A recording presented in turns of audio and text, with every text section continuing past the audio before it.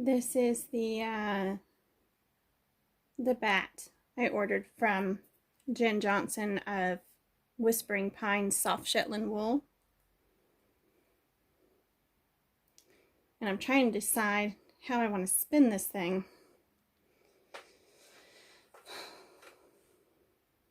I'm here at with Lady Elizabeth, my antique wheel. New England flax wheel. Ooh. Oh, wow.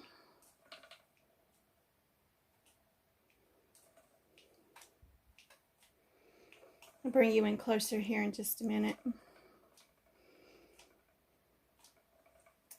So soft and drafts beautifully. Like, I'm not pre-drafting this, just spinning it.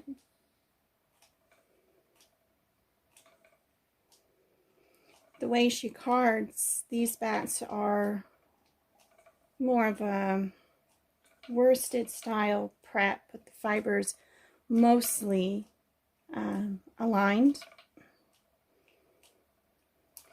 And although I'm doing a short backward draft, sometimes a short forward, I am smoothing a bit. And that's creating a semi-worsted yarn. Although that's, it can't be a true worsted because this is a batt. So, but that's okay, I don't mind. Oh, it's lovely.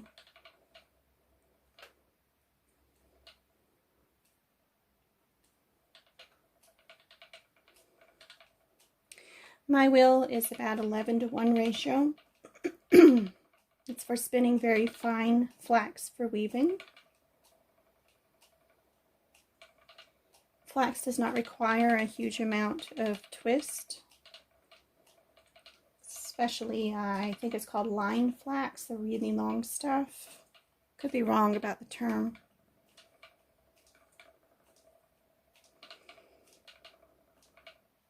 Alright, this is very enjoyable. Alright, that's it. If you don't have one of Jen's bats, never spun one, you need to go get one, like, now. You won't regret it. Beautiful prep, beautiful fiber. She flicks the locks to remove second cuts, weak tips, and any vegetable matter that may be in there before she cards it.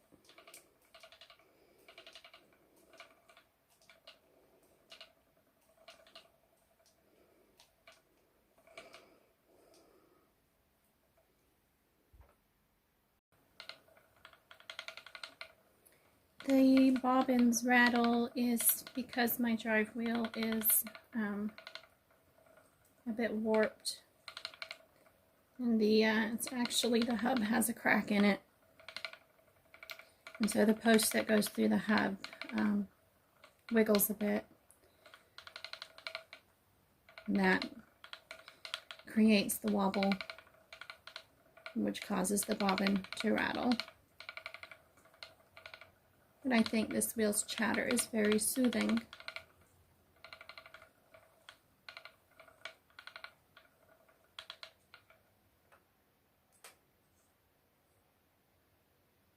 That is just gorgeous. Something about gray that I just, natural gray, that I love. Oh, it's really pretty. It's got a little shimmer to it in the light.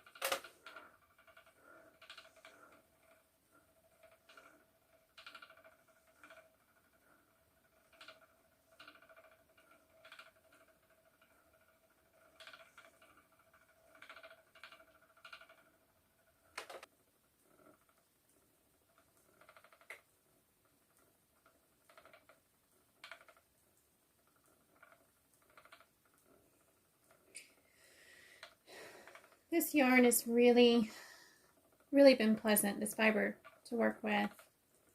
And this is the first time I've plied from my new ball winder. My pinky fits in it just fine. I'm actually really enjoying this. I don't usually ply on this wheel. This is Lady Elizabeth, by the way. But I tightened up the drive band. I replaced the drive band, made it tighter. And a few of the little tweaks to limit the wobble in the drive wheel. And I'm not having any problems with it. So,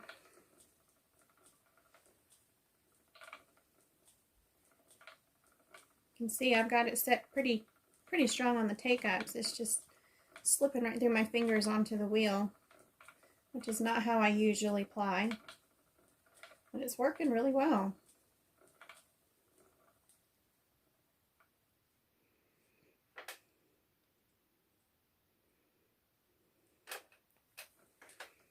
I can feel from where my pinky is inside, I can feel the strands pulling from around my pinky.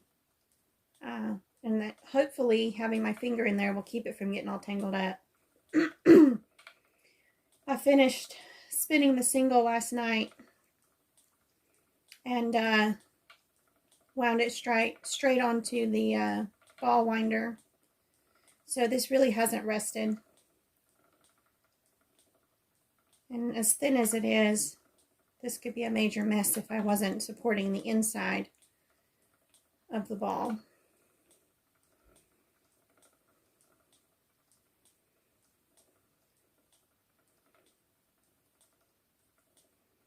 It's a tiny little plying ball. So cute.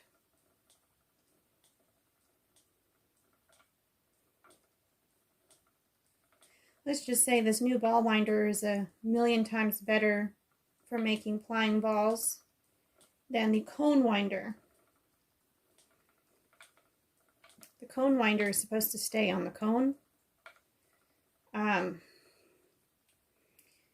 the yarn's supposed to stay on the cone. There's a piece you put on the post that the yarn wraps around, and that piece is what the yarn sits on while you use it. If you take it off, the yarn ball just completely falls apart. It's a big pain. I've been making my plying balls on toilet paper tubes, calling them storage bobbins, because that's what I had, the cone winder. But this is so much nicer. Thanks for watching. I hope you enjoyed today's peaceful video of spinning and plying Shetland wool batt from Jen Johnson, Whispering Pines Farm, soft Shetland wool. You can see I'll find all the links to her shop and everything in the show notes.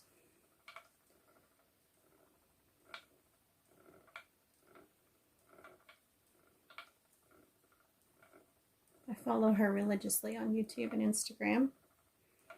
And consider her to be a friend, even though she's in New York and I'm in Georgia, and we've never actually met. Kind of interesting. We talk on Instagram and Facebook quite a bit. Well, I'm going to let you go here. I will put a picture at the end of the finished yarn.